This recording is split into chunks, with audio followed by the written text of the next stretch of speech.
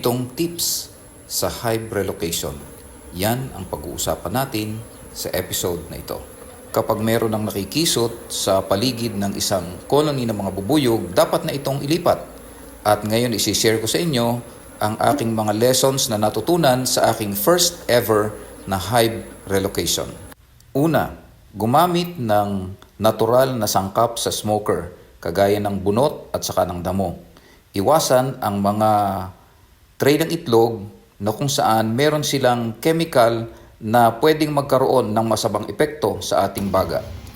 Nang malaman ko iyon ay hindi ko na yun inulit sapagkat yun pala ay pwedeng maging dahilan ng COPD o ng chronic obstructive pulmonary disease. Kaya pawang natural lamang ang gamiting sangkap na gagamitin sa smoker. Tip number 2, maglaan ng sapat na panahon. Ito ay ginawa ko, itong hive relocation ko ito, na hapon na, kaya ako ay nagmamadali. Matagal pala ito, kaya dapat ay maglalaan tayo ng sapat na panahon dahil kung hindi ay maaaring makompromise yung colony na ating ililipat. Mas maganda kung gagawin natin ito sa umaga sapagkat generally ay mas kalmado ang mga bubuyog kapag malamig at maaga pa para hindi masyadong aggressive ang mga bubuyog. Tip number 3, dapat ay isa-isang kuhanin ang mga saray. Dahil nga ako ay nagmamadali dito sa aking ginawang ito na hive relocation, ay napagsabay-sabay ko na. Pero isa pala itong malaking pagkakamali dahil kapag kinuha na lahat ng sabay-sabay ang saray, ay pwedeng maipit sa pagitan ng mga saray yung queen. Pwedeng mamatay ang queen kapag siya ay naipit. At delikado yon dahil kapag namatay ang queen ay walang magiging dahilan ang mga bubuyog para magstay sila sa kanilang lilipatang colony. Kaya mahalaga na isa-isa lang. Kaya lang talagang medyo matagal. At dahil sa isa siyang kukunin ay matatagalan ang pagkuha nito. Ayun, napansin nyo, yung dalawa ay magkasabay na bumagsak. Kung naroon yung queen sa pag-itan noon ay mamamatay ang queen at wala na magiging dahilan ang mga bubuyog para magstay dun sa box na kanilang lilipatan.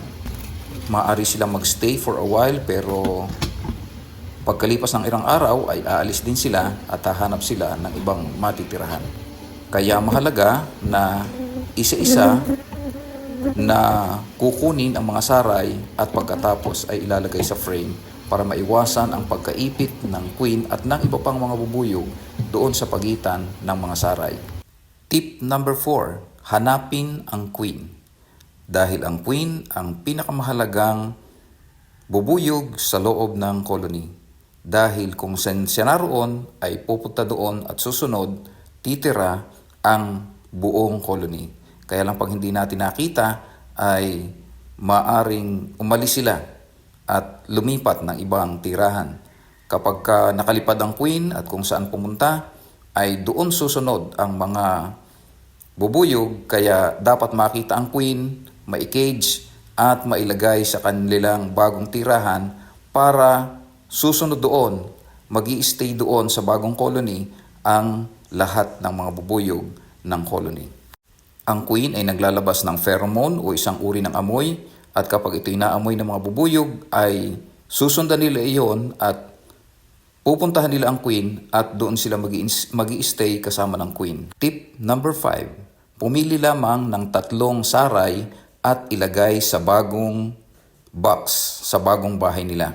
Bakit? Sapagkat pagka masyadong maraming saray at hindi nalimliman, ay pwede itong tirhan ng wax moth at magiging dahilan para umalis ang mga bubuyog. Kailangan ay kaunti lamang ang saray para mag-focus sila na limliman iyon at mula doon sa kaunting iyon ay gagawa na sila ng mga bagong comb.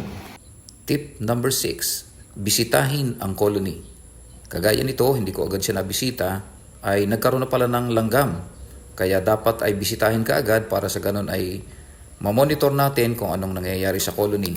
Sa pangyayaring ito ay nabuksan, nabasag yung saray kaya na-expose ang honey at pagkatapos ay tumulo kaya yun ang naging attractant sa mga langgam. At dahil dito ay dumaan sila doon sa isang sanga ng kahoy papunta doon sa colony. Kaya mahalaga na mabisita ang colony. Tip number 7, proper spacing. Dapat ay may tamang pagitan ang mga frames dahil meron silang nire-regulate na temperature sa loob para manatiling buhay ang larva na nadodoon sa mga brood combs. Dahil kapag sobrang init at sobrang lamig ay pwedeng mamatay ang mga larva na nadoon sa loob. Kaya dapat ay may proper spacing, sang-ayon kay Pastor Mel na isang eksperto sa pag-aalaga ng laywan. Shout out kay Pastor Mel. Dapat ang spacing ng colony o ng frame ay yung kasyang lumusot ang bubuyog sa pagitan ng mga frame. Kaya dapat ito ay ayusin para sa ganoon ay mas madaling ma-regulate ng mga bubuyog ang temperature sa loob ng colony. Kung may natutunan ka sa video na ito, ay huwag mo kalimutang mag-subscribe, mag-comment, mag-like, at i-share sa family and friends. See you in the next video.